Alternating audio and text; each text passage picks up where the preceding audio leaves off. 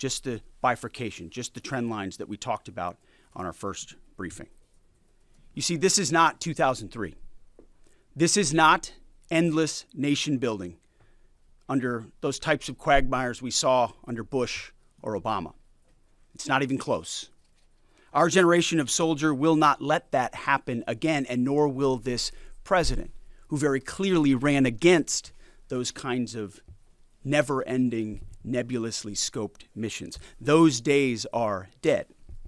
Instead, we're winning decisively with brutal efficiency, total air dominance, and an unbreakable will to accomplish the president's objectives on our timeline.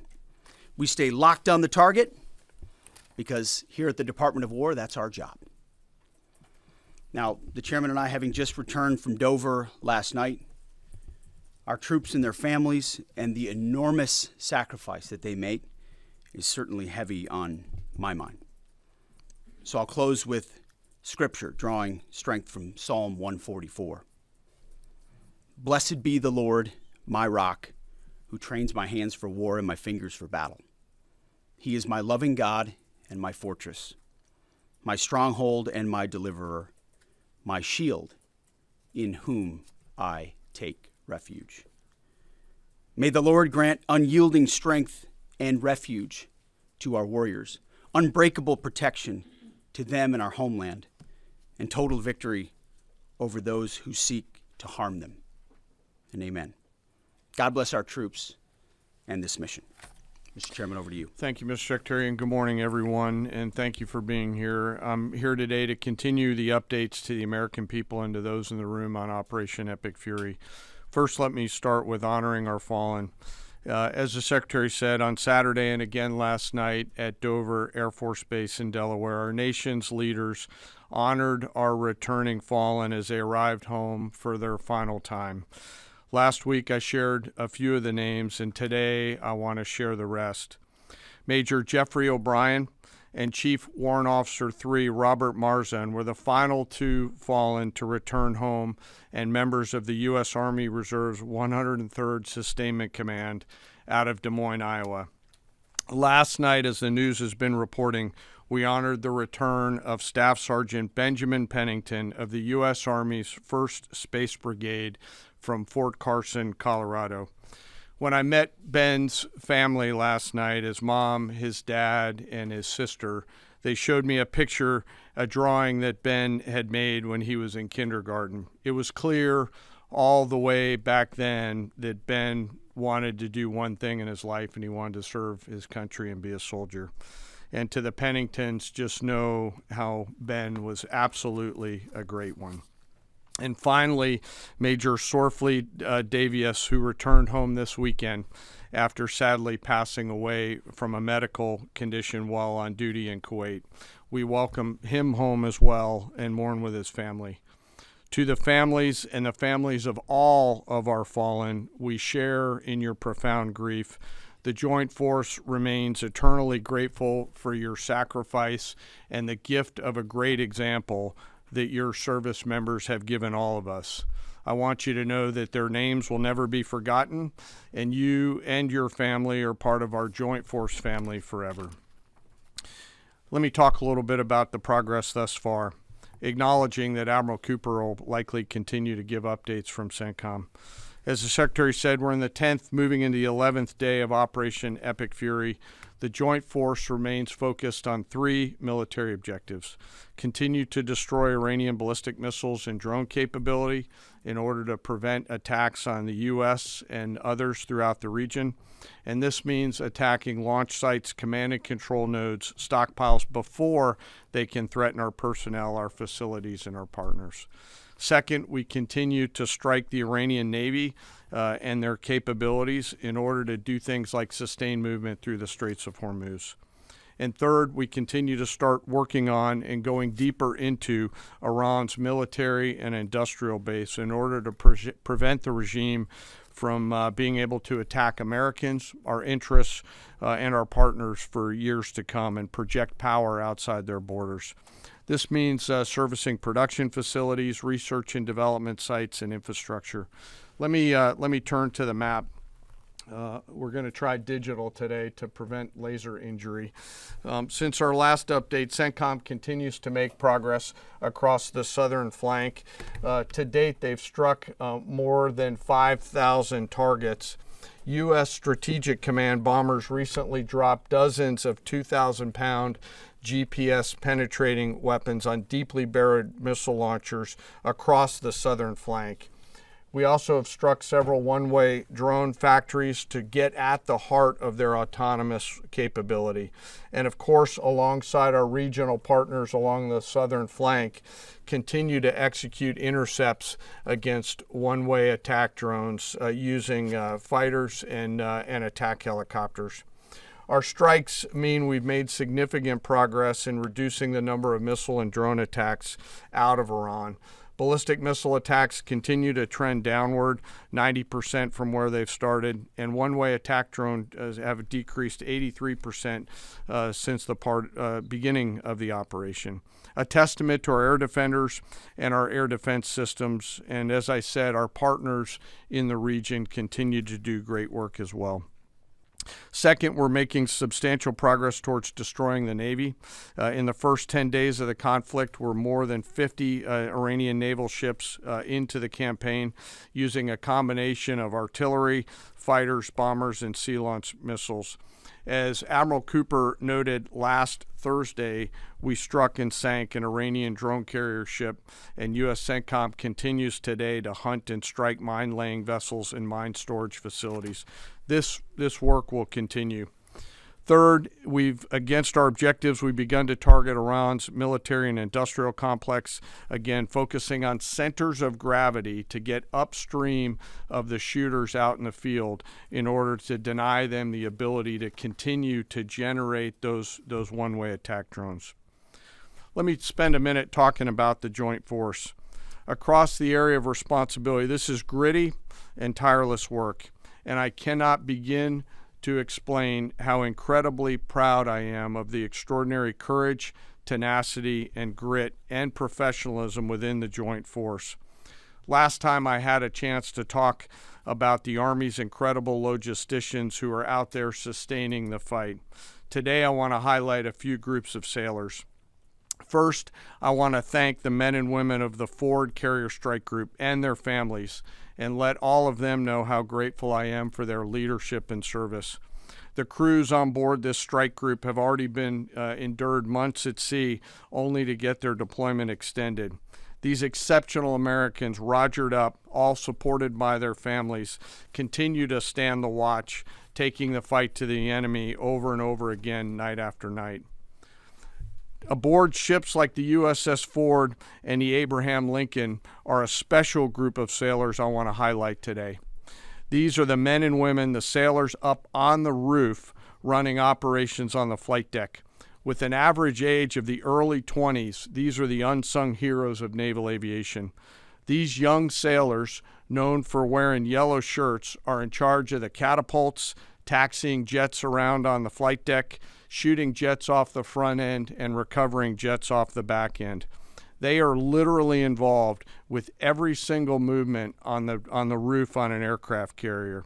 They are the last ones that a naval aviator sees before getting shot off the front end, and the first one that a naval aviator sees after safely trapping on the back end. And just for a minute, imagine you're standing on that aircraft carrier flight deck. There's 30 knots of wind in your face. The deck is slippery, covered in grease. It's noisy. There are propellers spinning. There's jet blast everywhere. Helicopters are running. Your head is on a swivel, and you're trying to direct a multi-million-dollar fighter into a 1-foot square box so that those naval aviators can be shot off into the black of night to go do America's work. Those jets are fully loaded with missiles and bombs, and they are a world-class team combined with the naval aviation and the aviators in those jets.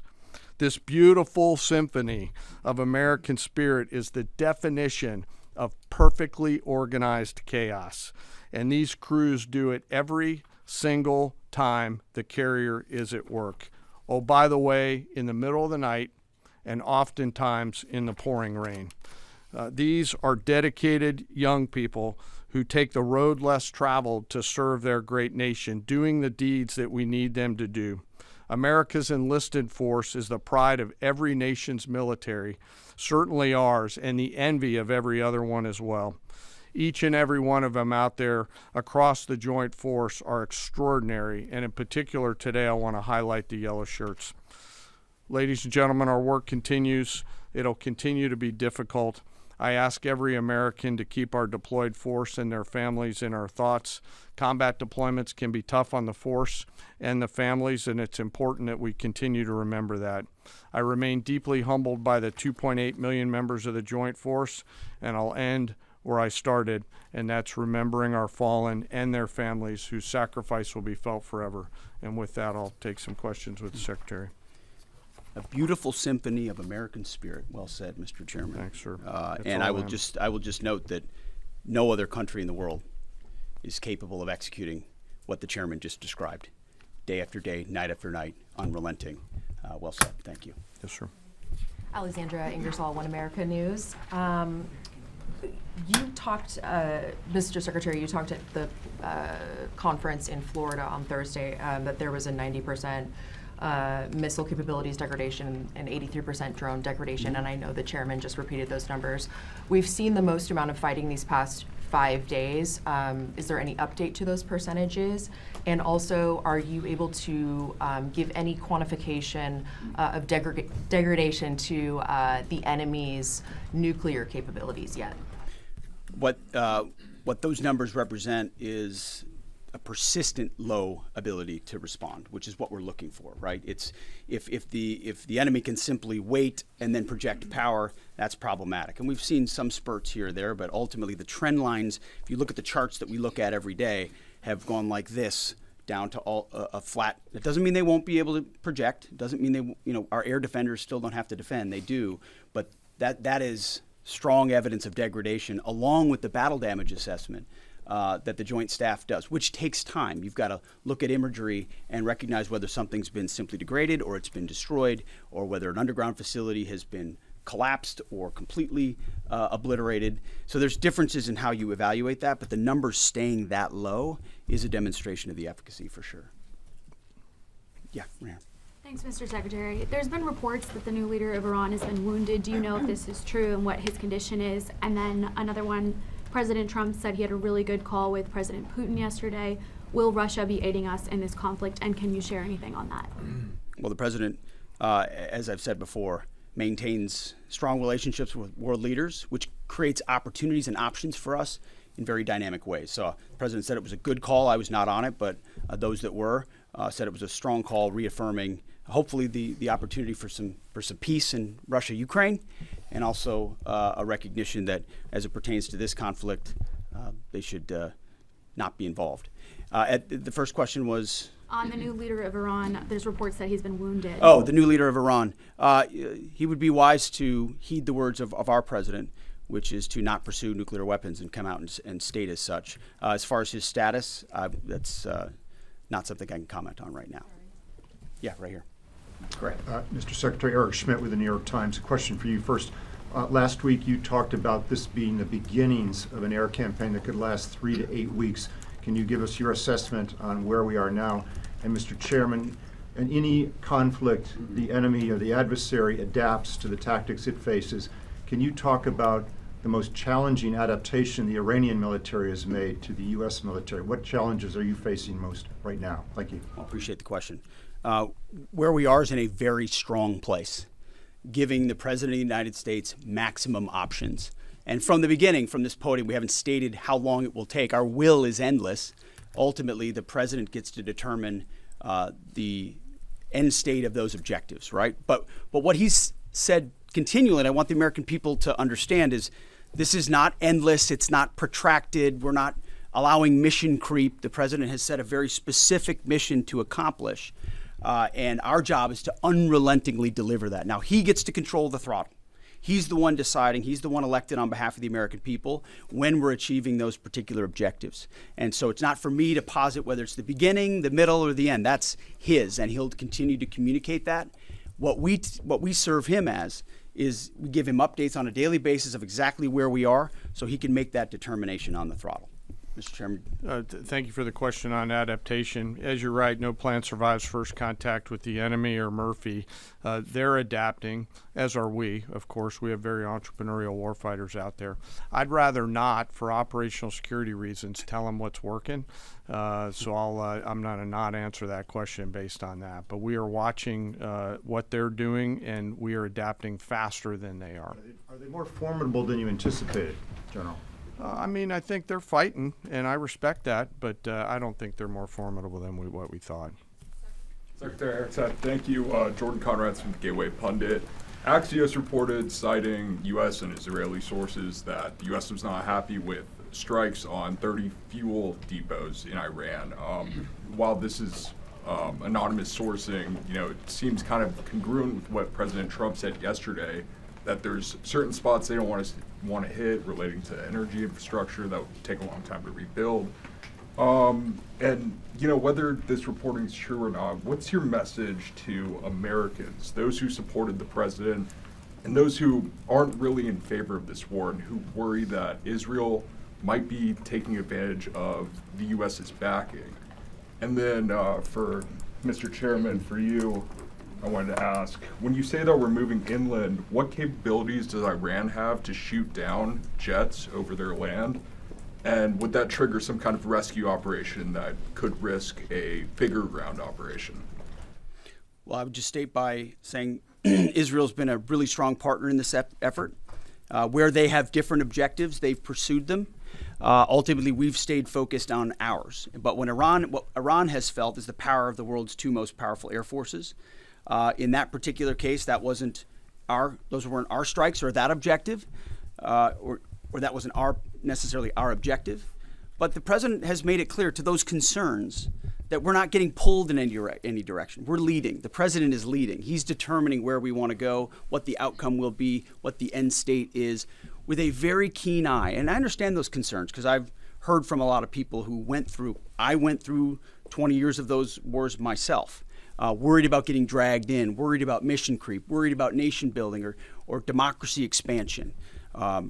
That's never the perspective the president has pursued on this.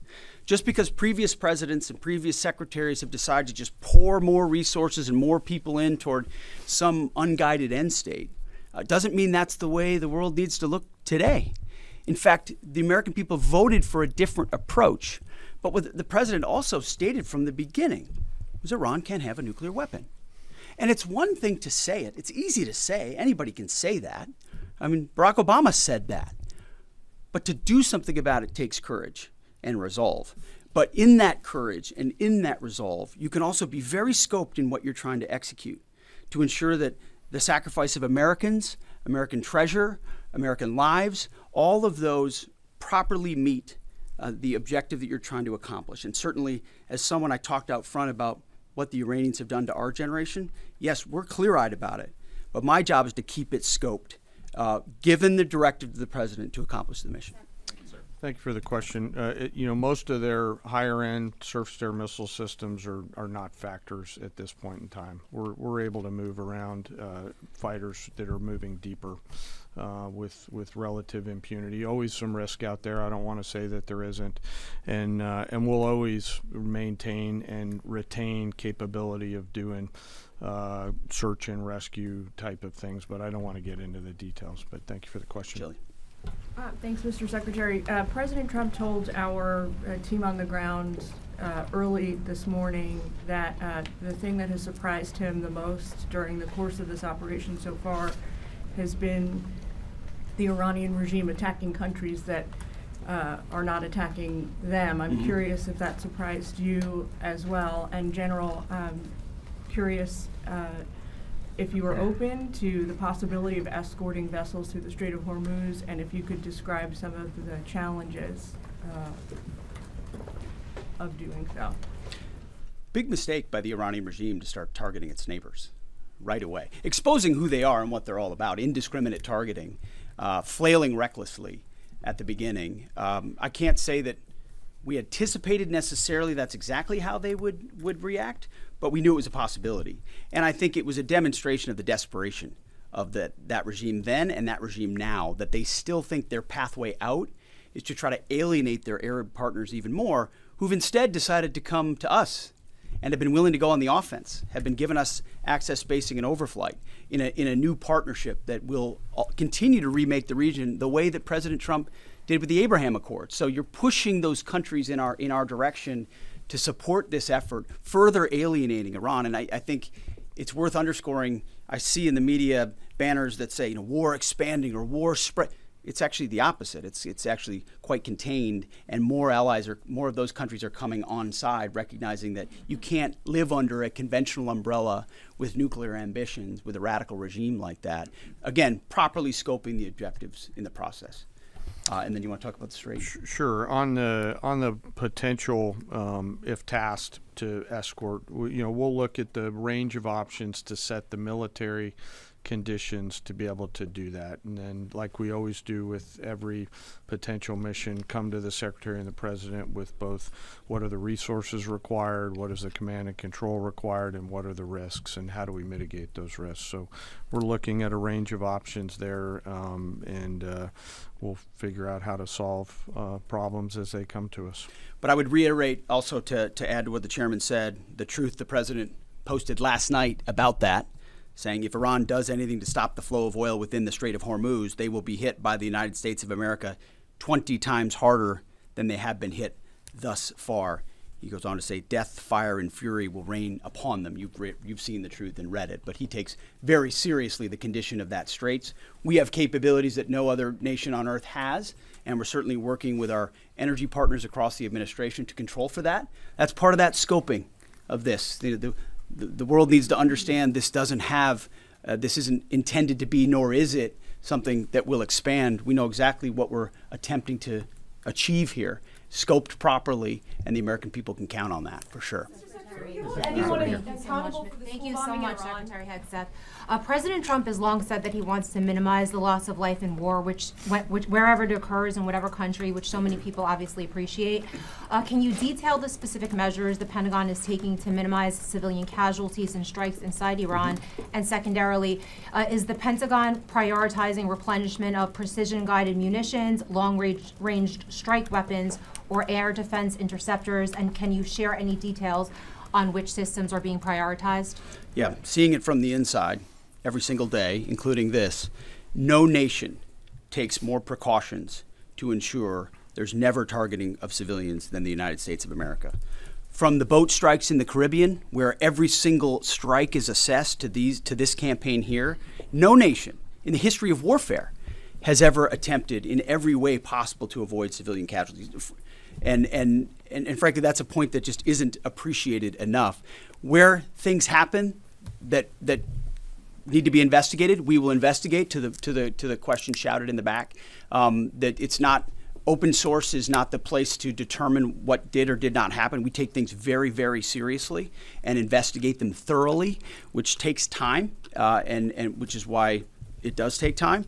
But ultimately, unlike Iran, who targets civilians indiscriminately, who we've seen in the intel moving rocket launchers into civilian neighborhoods, near schools, near hospitals, to try to prevent our ability to strike. That's how they operate. And then they set the targeting of drones and missiles toward civilian targets, hospitals, hotels, airports. CENTCOM's been very good about putting that information out. That's how terrorist regimes fight. They target civilians. We do not. And I can tell you this administration and this Pentagon focuses on that very, very closely. Go ahead. You will hold someone accountable if it turns out that that was a US this morning munition that hit the the Iranian school? government is saying a lot. They continue to say they're prepared for a long war.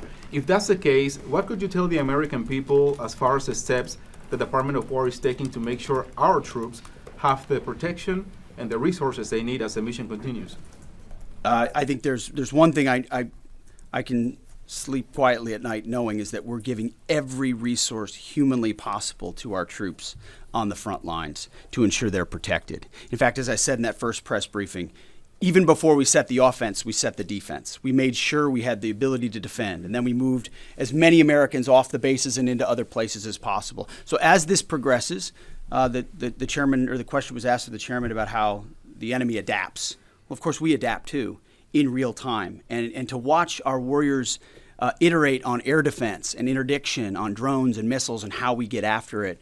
It's incredible how they refine the tactics, bring in new assets to find different ways of getting at emerging technologies. So that is one of the things we're laser focused on every day. Yes, we're going on offense more effectively than any country in human history, but we're also ensuring that in every way possible we're defending the best Americans we have who wear our uniform, no doubt.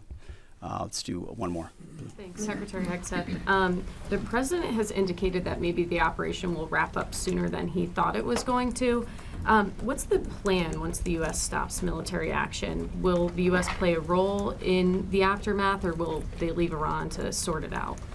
Ultimately, the aftermath is going to be in America's interests, our interests. We won't live under a nuclear blackmail scenario of conventional missiles that can target our people, which is why the objectives have been scoped from the beginning. Missiles, missile production, a defense industrial base, Navy, all in service of ensuring they don't have nuclear power projection capabilities. That's what matters to President Trump. That's what matters to the American people. And ultimately, that's why we're so laser focused on ensuring those objectives and those objectives alone are met. Thank you. I appreciate it. Thank you.